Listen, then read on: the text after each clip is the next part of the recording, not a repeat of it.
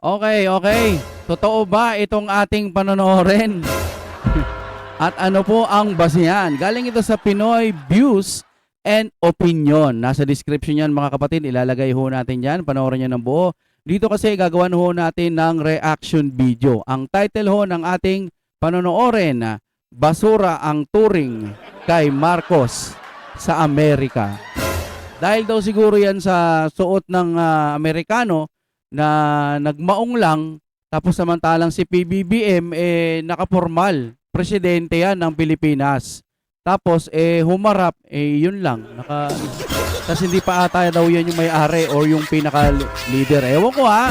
Tignan natin, panoorin ho natin ito ng sabay-sabay na magkaalaman na. Totoo ba na parang basura lang ba o basura talaga ang tingin? No? Okay, parang hindi masyadong mahalaga, no? Siguro baka daw uutang di umano, no? Tingnan natin kung ready na kayo. Panoorin na natin ito ng sabay-sabay. Nakakahiya! Nakakahiya mga kababayan ang ginawa nitong si Bangag doon sa Amerika. Oh. Dahil hindi lang daw sa pag-aaksaya mga kababayan. Ay para pang ibinaba niya ang kanyang sarili. Nung nagpunta siya mga kababayan sa head doon sa isang malaking Head. bangko sa Amerika. Head, JP Morgan Chase. Oh, ang ganyan mga kababayan. Na JP parang naging Morgan kuting. Oh, si BBM doon mga kababayan. At para talagang tuta. Oh. Siya- Alamin nga natin yung JP Morgan Chase na yan, ha? Okay, ito na. Nakita na ho natin. Sabi ng ganyan, yung JP Morgan Chase na pinuntahan ni PBBM. Okay, ito yung isa sa pinakamalaking bangko at financial services. Aray ko. Aray ko, aray ko, aray ko. Mukhang nangangamoy utang na naman to, ah. Aray ko. Ang laki ng budget ng Pilipinas, di ba? Nitong 2026 lang. Aray ko, aray ko. Ano lang nangyari doon? Wala na, ubus na. Hala ka. Tapos ito sabi ng gano'n, no? Tuloy ho natin. Sa buong mundo, no? Yun pala ang pinaka, service company sa buong mundo. Oh, ito yung pinakamalaking bangko, sabi ng gano'n eh. Okay, isa sa Big Four sa US banking na may asset na higit 3.9 trillion dollars. Hindi na ata kaya ng calculator yan. I-compute nyo na lang yan, ha? Grabe, ang yaman. At involved sa investment banking, capital, market, asset management, at marami pang iba. Nitong March 9, 2026, during his 2 days working visit sa New York, March 9, 2010, ni BBM nyo. Nagpunta si BBM, okay, doon para makipagpulong sa senior executives nila. Kabilang ang chairman at CEO na si Jamie Dimon. Excuse me po. Isa sa pinakakilalang banking leaders globally. Grabe. Nakakaubo itong balita na ito. Amoy utang talaga, no? Amoy mangungutang na naman. Wala pa hata tayo sa kalahati ng taon pero amoy utang na. OG. Okay, tuloy natin, ano? Ano yung pinag-usapan nila? Sabi ng ganun dito sa ating Grok. Malay natin kung totoo yung pinagsasabi ito ni Grok. Kaso may mga ebidensya kasi siya nakalagay. Mayroon siyang 46 resources. Facebook, X, etc. Marami to sa mga news niya kinuha eh. Sabi ng ganun, pagpapailalim ng financial at investment partnership sa Pilipinas, long-term commitment ng JP Morgan sa bansa, Pilipinas bilang important hub for global financial services. Wow! Amoy utang talaga mga kapatid, ano? May mahigit 20,000 Pilipinos na nagtatrabaho sa MG Morgan sa Pilipinas. Okay. Strengthening collaboration sa capital market, investment, job creation. Wow, pwede. At posibleng AI, fintech advancements. Okay. Broader economics, diplomacy para maakit pa ang investment at mapalakas ang ekonomiya, part ng bagong Pilipinas version. Wow! Heavy na naman ito mga kapatid. Bagong Pilipinas. Walang lumilipad na eroplano. Yung katatanim lang, aanihin agad. Yung ulan, iipunin para sa tag-init. Galing. Ang dami pang iba. Marami pa. Marami pang iba to na pinakamatitindi. Okay, i-play na ho natin. Saan napunta mismo doon ha? For what? Para ke? Bakit ka napunta sa Bangko Bangag? Anong gagawin mo dyan? Mangungutang? Tapos yung humarap sa kanya mga kababayan na head ng bangko? Nakamaong lang. Head ng Aroy. Ganyan kaliit mga kababayan itong bangag sa tingin ng mga kano. OMG. Parang isang insulto sa isang Pilipino mga kababayan. Ay nako. Tapos siya pa mismo ang pumunta doon ha. Hindi kagaya kay Tatay Digong dati mga kababayan na siya ang nilalapitan. Eto si Bangag talaga ang pumupunta sa opisina nila. Panoorin niyo po ha. Nakakatawa nga yung mga pinagmamalaki nila na mga accomplishments niya na pumunta siya sa JP Morgan Chase. Accomplishment yun mga kababayan ni Bangag. Diyos ko Lord. Walang kwenta mga kababayan. Pag-aaksaya lang ng pera yung pagpunta niya sa Amerika and then humarap doon sa head ng JP Morgan daw yung mga kababayan na may-ari ng bangko. For what? Nakapantalon lang. For what? Anong mapapala natin doon? Uutang na naman ba? Sa bangko eh. Tapos ang ang humarap sa kanya mga kababayan, naka-jeans lang at saka naka-pangbahay lang. Tapos si Bangag naka-black suit, tie and suit mga kababayan, formal na formal. Accomplishment ba yun? Oh. Nakakahiya kasi lalo pa siguro pag from my perspective kasi nagtrabaho ako kay PRRD. Nonsense. At kasama ako sa mga official trips niya na may mga business meetings. Alam mo ba? Walang kwenta yung mga kababayan talaga. Wala tayong napala. Gastos lang mga kababayan. Ang sabi niya, more or less 100 million ang ginastos si Bangag doon pa lamang sa trip niya sa Amerika mga kababayan. Na nagsama pa ng almost 50 daw, more or less. Tapos 2 eroplano. Ang business meetings kay PRRD pag nagta-travel siya abroad, isang buong auditorium yan. Yeah. At siya yung pinupuntahan. And Ang bisita yan mga kababayan ha, isang buong auditorium. Siya ang nilalapitan. it's an entire, kunyari punta kaming Japan. It's an entire auditorium filled with Salamin business tayo. people out to meet the President of the Philippines. Yan. They're the ones coming to him.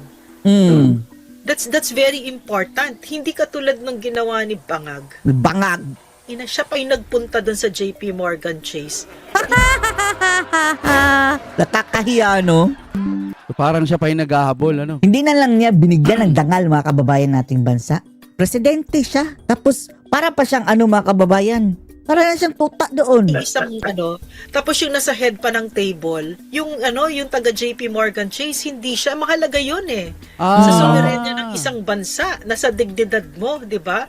Oh. Hindi ba kaya yan yung bangkong pinagtatrabahoan ni Ding Chase?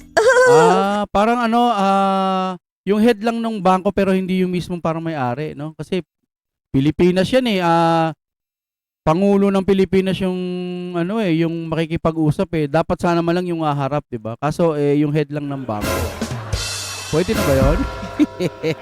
'Di ba ang pangalan ni Ding Chase mga kababayan is hindi talaga Chase ang apelyido niya. Nagtatrabaho doon siya sa bangko. Ang Chase mga kababayan is isa yung bangko na sa Amerika. Baka napunta doon para ipasibak si Ding Chase. Pero wala eh. Maybe, I think that trip was just a palusot. Ayaw lang niya siguro na nandito siya sa March 11 para makabato siya ng Pilipino. Natakot. Posible din. Sa kawalang niya ang ginawa niya kay Digong. So, he just threw away over 100 Posible din mga kababayan na may nag-iisip na under probation si Lisa Marcos, na pinapapunta na siya sa korte mga kababayan 1 year later. million to go to New York for some pretend event. And Pretend. maybe to get some money from JP Morgan Chase or something, di ba? Baka na Oo sabi nga niya- bakit ang pupuntahan niya sa bangko mga kababayan? ni Sas, baka na-unfreeze na, di ba? Ang kanilang mga nakaw na yaman. O kung na-unfreeze mo na Bangag, sa uli mo yung ninakaw ninyo. Ninakaw din yun mga kababayan ng kanyang Aray ko. senyor. Tapos, ngayon, nagnakaw na naman sila, mas malaki pa. Yung mga So, it's palusot at the expense of the Filipino people at the time of great crisis, in the Middle East crisis, di ba? Which hindi niya matatakasan, Ma'am Lorraine, no? Hinahanap ng mga mamamayang Pilipino ang tama at totoong liderato. Walang repatriation plan, Wala. Walang safe zone areas na na-arrange. So ibig sabihin, hindi man lang inuna ni BBM nila yung ating mga kababayan na posibleng mapahamak sa ibang bansa dahil nga sa mainit na sigalot ng Iran, Amerika at saka Israel. Kasi nadadamay na rin yung mga ibang bansa eh. May basta may mga ibang bansa na rin na nadadamay. Tapos siya pumunta pa ng ibang bansa para tapos nung nandito siya sa Pilipinas, turo-turo doon sa kanyang achievement sa tulay, which is okay naman sana yon, pero bakit masyadong malakas na sa kanila yung impact nung nakagawa sila ng tulay sa Kamuning, samantalang naggigera na yung mga kababayan ho natin, dapat gumawa ng paraan itong ating Pilipinas. Kaso, ang sinasabi lang ng Pangulo, walang lumilipad na eroplano eh. Bukod sa walang lumilipad na eroplano, magtago na lang daw sa mga safe na lugar. Gago nga, di ba? Samantalang yung mga taga-ibang bansa, tinulungan yung Pilipinas, di ba? Yung Pilipinas, wala na bang budget agad? Wala nang budget, ubos na. Wow, Tangin na talaga. Wala na. Ay, nako. Tapos yung alam nyo ba mga kababayan na ang mga OFW na gusto nang umuwi, wala na, nagbago ng isip nila.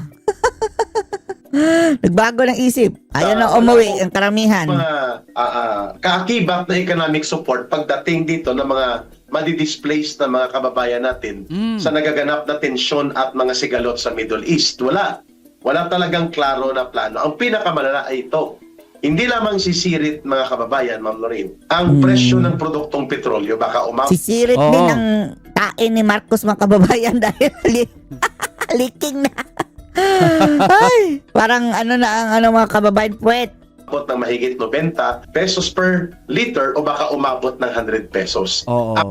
Almost na. Yung diesel mga kababayan, special, V-Power, 95. Ang nakakabahala, sarado pa ang Strait of Hormuz. 22% ng mga production at movement ng langis diyan dumadaan kontrolado ng Iran. And ngayon ko lang nalaman, ma'am, kung may landmine, may submersible mine pala. Kaya hindi maka-escort ang mga war carrier may mga mina pala mga kababayan. high-tech na mga barko ng Amerika takot na takot dahil ang naalos ang area na yan na dadaanan may nailatag na submersible bomb, parang water mine.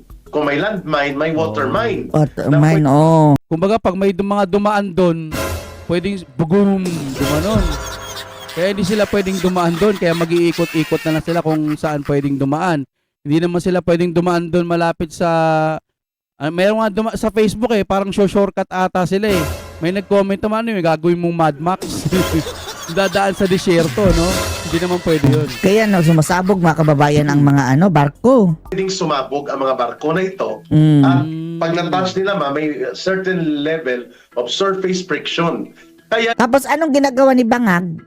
araw-araw, 24 hours nagre-request ang mga Nagpa-party. commercial and merchant vessel for escort, hindi ma-provide ng the most powerful navy in the world. Kung makayabang sila, they own as the Kayabang, most no? powerful military. O ano kayo ngayon? Napaas Hindi nyo kayang ma-escortan for the last 2 weeks. Tapos maghanap pa mag-aksaya sa Amerikang mga ungas. Kung ano-anong mga pinapalusot. Para ito sa mga kababayan, mga babae. Ay nako. Hindi, may naalala lang ako kasi yung mga EDCA natin, makakatulong daw yan sa mga bagyo, sakuna, etc. Pero parang bihira o parang wala nga akong nakita mga Amerikanong tumutulong nung panahon bagyo. May mga EDCA tayo. Tapos yan dapat mga yan, pwedeng sumundo yan sa ating mga mga kapwa Pilipino or saan man pwedeng saluhin o mag-asikaso. Yung mga OFW. Ewan ko kung ano bang tawag sa mga ganyan, pwede nga ba talaga? Pero yung mga base ng mga Amerikano dito sa Pilipinas, EDCA, ang makikinabang lang po Amerika. Wala naman din tayong mapapala sa Amerika. So, tuta? Yun ang tunay na tuta. Walang nangyayaring maganda. Shit. Wala nga, nambubuli ng babae, Sarah. Hindi makagalaw, hindi makadaan ang trade of oil and other merchant vessels dahil hindi iniiskortan ng US Naval Fleet na pinagmamayabang nila. Ano ka Ayun. ngayon, Browner? Ano ka Browner. ngayon, Ipo Chodoro, para sabihin nyo Wow, Maltese yan eh. na kung nandyan sila deterrent, anong deterrent? May nagawa sila sa Strait of Hormuz? Wala 2 nga, weeks. wala nga, no? Tapos eto mga Ah. kababayan, gusto makipaggera sa China. Tapos ang yayabang mga kababayan ni na Tariela, sina Gibo, sina, yun na, sina Browner. Oo nga, no? Tapos gumagawa pa sila ng Photoshop na parang binababoy nila yung picture po nung China. Alam nyo ako kung tatanungin nyo ko, ayoko yung ginagawa ng mga taga-China sa mga taga-Pilipino doon po sa West Philippine Sea. Para sa akin, ang West Philippine Sea, nakakabastos ang ginagawa ng mga taga-China. So, pero hindi ibig sabihin lahat ng taga-China magalit na tayo sa kanila. Hindi ho ganun.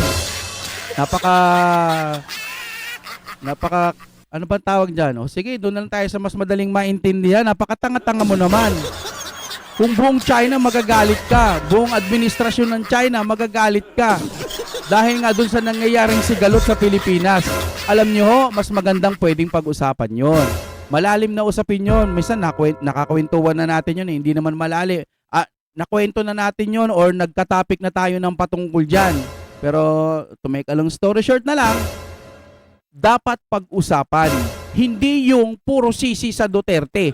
Sisi sa Duterte. Sisi. Maka may usapan sila. Sisi. Gago ka bilang presidente, ba't hindi ka makipag-usap sa taga-China? Kausapin mo yung China, ano bang pwede nating gawin? Hindi puro sisi, Duterte, sisi. Di ba? Gunggong eh. Ano, hindi gunggong yun? Sisi, Duterte, sisi. Pag-usapan nyo, China, Pilipinas, mag-usap, walang involved na Amerikano o kahit na ibang anong pamang bansa, mag-usap, no? Ganun ho sana. Wala, hindi ko alam kung bobo ba talaga itong administrasyon natin o sinasadya nilang maging bobo or wala silang pakialam sa mga kapwa Pilipino natin. Ayan, yung mga OFW natin, pakiramdam nila siguro parang malas naman natin. Ito yung presidente natin ngayon. Wala wenta. Diba, no? Pero dahil, para doon silang mga mga kababayan, mga langaw na nakapatong sa ulo ng kalabaw. Kalabaw. Dahil andyan ang Amerika eh. Ngayon, wala nga magawa ang Amerika mga kababayan sa Strait of Hormuz. Hindi maprotektahan yung mga barkong dumadaan. Correct. They cannot open up the Strait of Hormuz. And until now, apektado ang oil supply and oil production and oil movement sa buong mundo, Ma'am Lorraine. Oo. Total ganito. Sabi ni Rimulya, yung mali-maleta, ito, tinan nyo, may connection. Total, sabi ni Rimulya, may yung mali-maleta daw na bigay-bigay pera, sa panahon pa daw yan ni dating Pangulong Duterte. Binanggit 2022, etc. Kung ano ba yan. Di ba? Parang binanggit pa yan. Or basta sa panahon daw, sabi ni Rimulya, yung mali-maleta na yan eh. Bakit ito? Suggestion ko, yung gerang nangyayari sa Israel, Iran, tsaka ano tawag dyan?